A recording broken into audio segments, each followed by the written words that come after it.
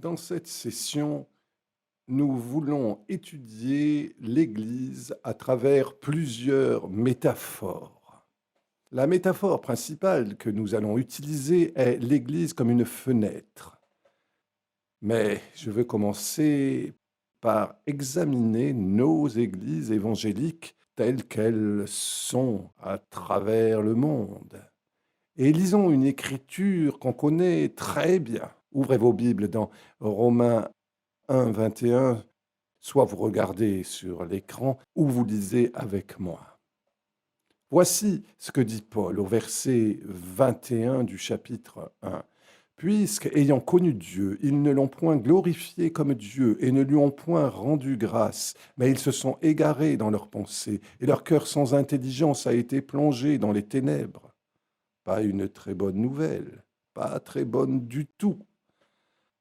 Mais ce que nous allons faire, c'est d'analyser l'attitude de Dieu envers cet homme brisé. Et regardons l'écran, nous avons un diagramme qui illustre l'homme et son affliction.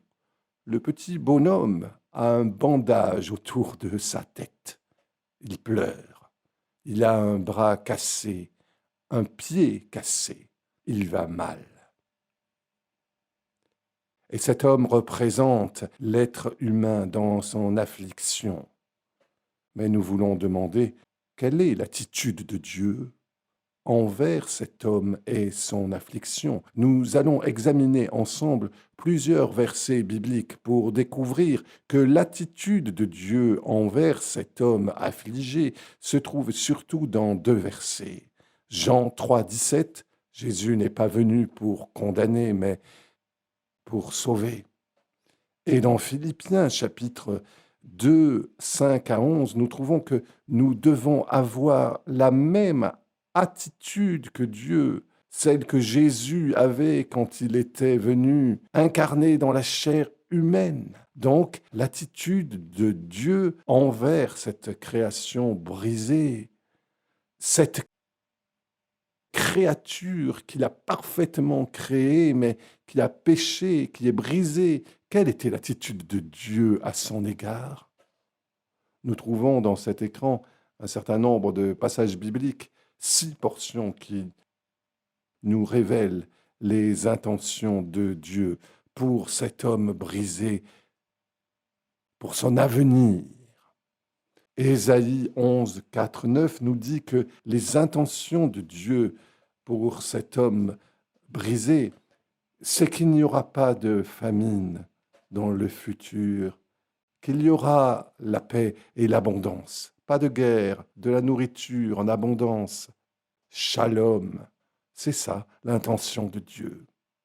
Puis, en regardant Ésaïe 61, versets 1, 4, nous voyons que ceux que Jésus rachète auront l'occasion de participer à la restauration non seulement de l'homme brisé, mais aussi de la création brisée. Dans Jean 14, 1 à 4, nous voyons que les intentions de Dieu dans le futur, c'est de nous préparer une place. En fait, nous savons d'après la Bible qu'il prépare une place pour nous en ce moment. Waouh!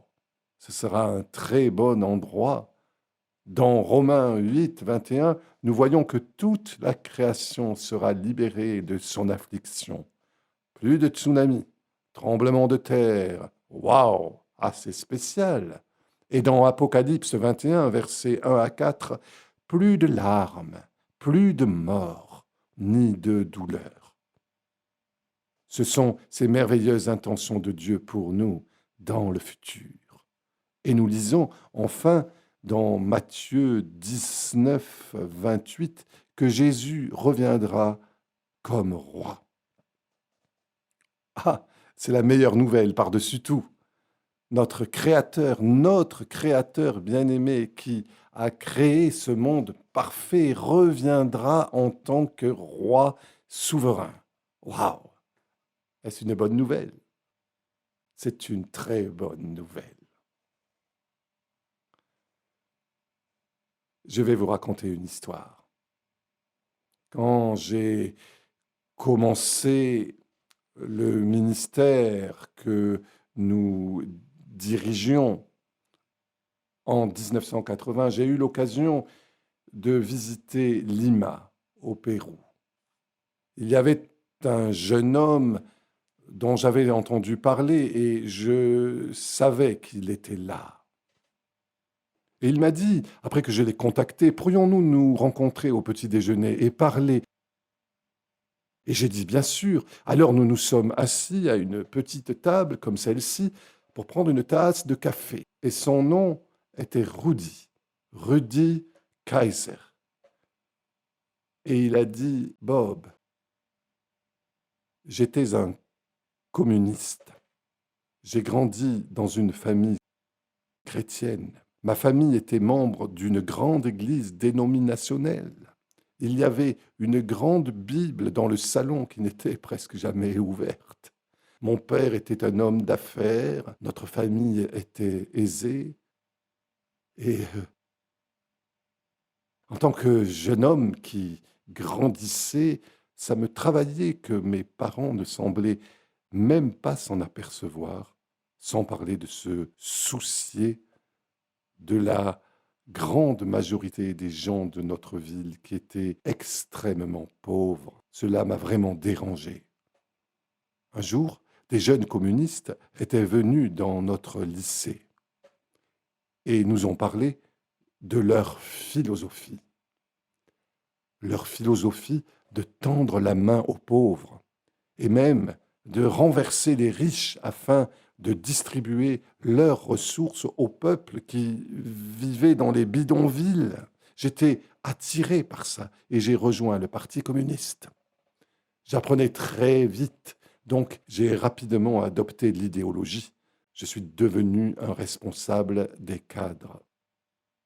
Et un jour, je pense l'année d'après, un groupe de personnes était venu dans notre école secondaire et j'étais indigné parce que je savais que toute cette affaire concernant Jésus n'était pas vraie.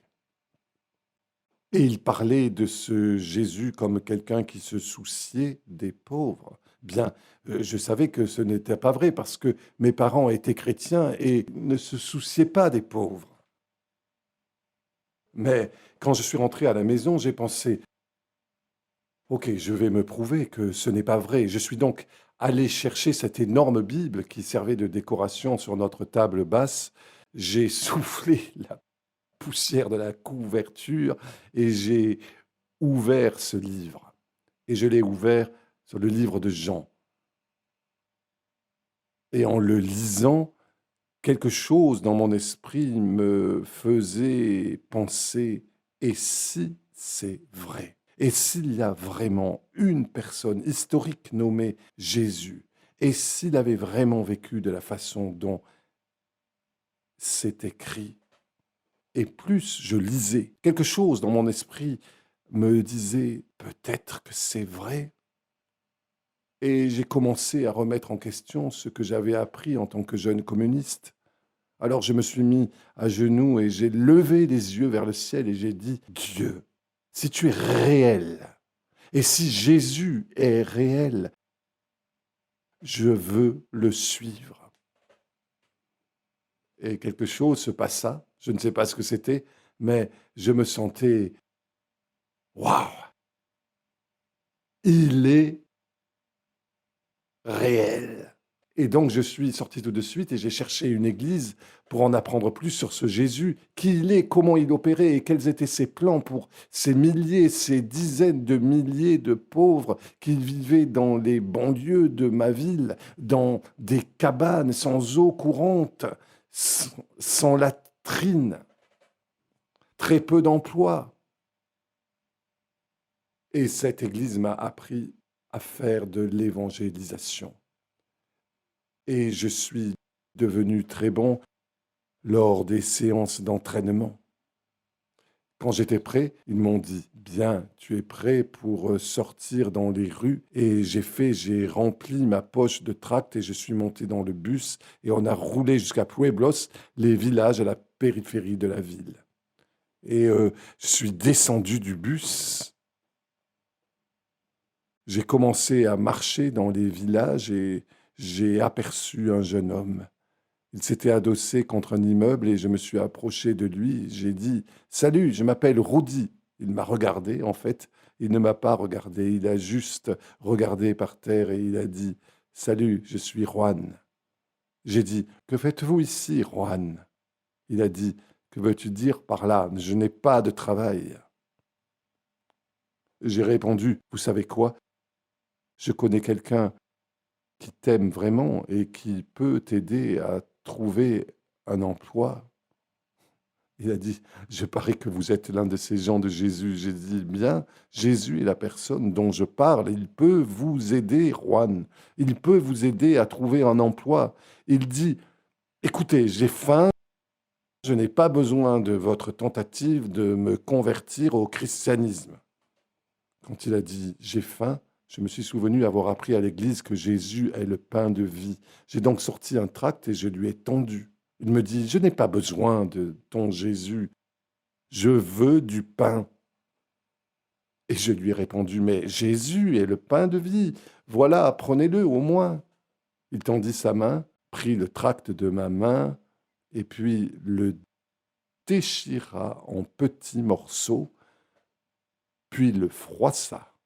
Mon tract, il l'a froissé avec ses mains, mit les morceaux déchirés dans sa bouche et il a commencé à les mastiquer jusqu'à ce qu'il soit suffisamment mastiqué, qu'il l'avale, et il m'a regardé droit dans les yeux et il a dit: «Je te l'ai dit, je n'ai pas besoin de ton Jésus, j'ai besoin du pain». Quand il me racontait l'histoire, Rudy pleurait. Je dis: «Rudy, qu'avez-vous fait?» Il dit: «Je suis retourné à mon église leur dire que ce qu'ils m'avaient appris ne fonctionnait pas et il y avait un groupe de jeunes qui sont devenus mes proches amis, donc nous avons discuté de mon expérience d'évangélisation». Et que s'est-il passé? Il a dit: «On s'est organisé. Nous avons démarré une boulangerie et nous avons fabriqué du pain. Nous sommes remontés dans le bus avec nos tracts et du pain et sommes allés vers les Juan que nous rencontrions et nous avons dit: Jésus vous aime. Et il nous a envoyés ici avec ce pain pour vous». Vous savez, le monde cherche, pas pour quelqu'un nommé Jésus dont ils n'ont jamais entendu parler. Ils ne cherchent pas non plus le message que beaucoup d'églises offrent, bonne nouvelle sur l'avenir. Dieu a un merveilleux plan pour la vie et quand tu mourras, tu iras au ciel et tu seras avec lui. Et ils disent: vous savez quoi? Mon mari est alcoolique et il me bat actuellement. Dieu a une bonne nouvelle pour moi tout de suite. Mon fils est un toxicomane. Dieu a-t-il une bonne nouvelle pour mon fils tout de suite? Et le monde nous regarde en tant que chrétiens et dit: vous avez toutes sortes de bonnes nouvelles pour l'avenir. Mais